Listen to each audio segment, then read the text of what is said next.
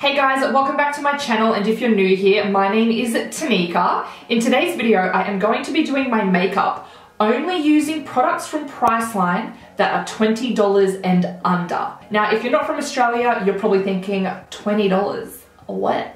But let me tell you, that is a bargain price here in Australia for drugstore makeup. So I have a bunch of products in front of me. A lot of them I have used multiple times and love them. I do have a few new products as well. So if you're excited for today's video, make sure you give it a thumbs up and let's get into it. For primer, I'm going in with the Australis See You Later Pores Primer. This is a silicone-based pore-filling primer, quite similar to the Benefit Professional. This primer is great if you have really large pores because it's going to fill them in and leave a really smooth finish. So personally, I like to put it around my nose and what's this part of your face called? I don't know, but I like to put it there. And also just on my forehead a little, in between my brows, because that is where I have the biggest pores. For foundation, I'm going in with the Revolution Conceal and Hydrate, and this is in the shade F0.7. Now, Revolution is a newer brand to Priceline, and everything is actually really affordable in this range. I know that not all Priceline stores carry Revolution though. So this foundation actually comes in two versions. You've got the Conceal and Hydrate, which I'm using today, and, hold please, the Conceal and Define. So the Conceal and Define is more of a matte finish, whereas the Conceal and Hydrate is more of a hydrating finish. So I've just got 2 pumps of foundation on my little palette here, and I like to grab a concealer brush and just spread it out all over my face. I know it looks like I'm putting a ton of product on, but I just prefer to spread it out first so that the beauty blender doesn't soak it all up.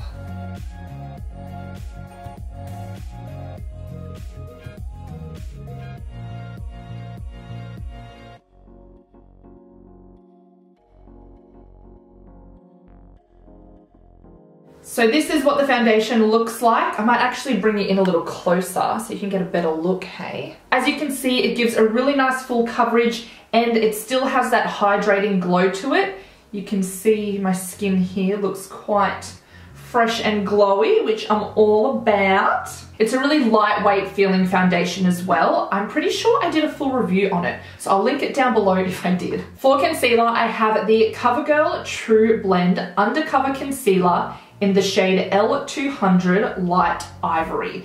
Now this one is on the newer side to my collection and I do really like it. I also did a full review on this. Now this shade is actually really light and quite brightening. It is the second shade I have picked up. I was hoping it would be a little darker. So if you don't want that real brightening effect, go for a deeper shade, like if you're around my skin color. To keep that nice hydrated look under the eyes, I'm going to go in with my Models Prefer Mineral Finishing Veil Powder, which if you've been around my channel for a long time now, you would know how obsessed I am with this. So this doesn't give a fully matte finish, it has a bit of a sheen to it. So I really like to use it under the eyes, especially when I am using a glowy concealer, just to keep that hydrated look. To powder the rest of my face, I have a new one here. This is by Revolution and it is the Bake and Blot Powder, and I have it in the shade Translucent. So this looks like a really good fair shade. So I'm going to take a fluffy brush. This is my Sigma Powder Blush Brush and just lightly tap in there to set my cheeks. Also a little bit on my forehead here where I get a little creasy. Alright, that has set my foundation nicely and it doesn't feel too heavy. Next I'm going in with bronzer, and this is the Models Prefer Natural Glow Bronzer in the shade Sunlit. I picked this bronzer up just on a whim because how bloody cute is the little wave in the bronzer there, and it also looked like a good shade for fair skin and I really like it. It's quite cool toned, but it still gives enough warmth if you're as fair as me. It blends really easily too. Now it does have a bit of a gold shimmer in it when you look in the pan, but that doesn't translate to a shimmer on your face. It translates to just a beautiful glowy sheen. Like, look at that. stunning. For blush and highlight, I have this Savvy Cheek Duo in the shade Rose and Shine. Now this is a cream product, and I know sometimes creams can be a little bit overwhelming, but this here is so easy to work with. It blends beautifully onto the skin, and what I love about it is that it can be used over powder. Some cream products are a little bit touchy when it comes to that. So I'm going in with my Sigma F53 Air Contour Blush Brush. This is quite a pigmented color, so I just go in really lightly and then just tap up and down on the cheeks, and it pretty much blends itself out. And then for the highlighter, I just like to go in with my finger and tap that onto the cheekbones. Look at that beautiful, natural, glowy skin.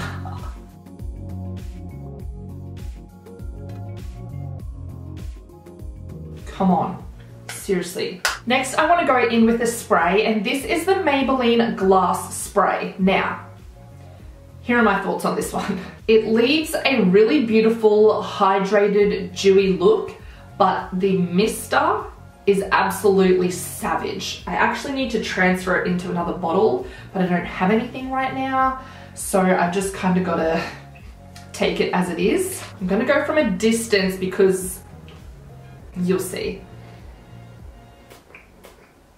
Ah! Like, it shoots, it just got in my mouth. Shoots at you. Ah, shit. Like, and I can't aim it, like I'm just getting it in my hair. Okay, that side's a bit better. It definitely helps give more of a glowy look. Like, you can see that sheen on my cheek. It's just a bit hard to work with sometimes. Moving on to brows, I'm going in with the Rimmel Brow Pro Micro Pencil, and I have the shade Blonde, and I'll also be using the Maybelline Brow Fast Sculpt Gel, also in the shade Blonde. I'm going to go in with the gel first, just to brush my brows into place, and also so that it tints any of the stray blonde hairs. What I like about this gel is, first of all, it has a nice tiny little wand so you can be super precise, and it also just sticks to every brow hair, making them look a lot more fluffier. And then with the brow pencil, I am all about these micro brow pencils at the moment. It has this tiny little tip which just is so easy to work with, and the formula of this is nice and creamy, it glides on well, but it stays in place.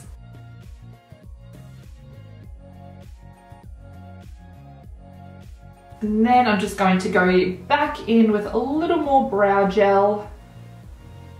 For eyeshadow, I'm going to be dipping into this Revolution Reloaded palette in Iconic Fever. The Revolution eyeshadow palettes are actually pretty damn good. I've got a bit of a thing when it comes to drugstore eyeshadow palettes. A lot of them are just chalky and dry, they don't blend well. My favorites are the Australis, but they are over $20. So these are probably my next go-to. I am going to go in with just a bit of a neutral shade in the crease because I want to use this new Maybelline Color Tattoo cream eyeshadow in the shade Socialite. It's not a new product, but it's new to me. I've actually been going in with this Color Tattoo in the shade On and Bronze for my everyday eyeshadow lately, and it is so creamy, it blends beautifully, and it's a really nice shade.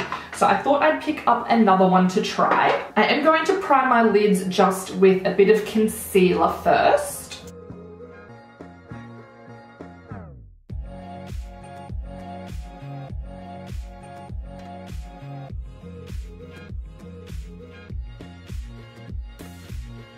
Okay, so I'm just going to go in with a mix of these two neutral shades throughout my crease, and then I'm going to put the cream shadow on the lid.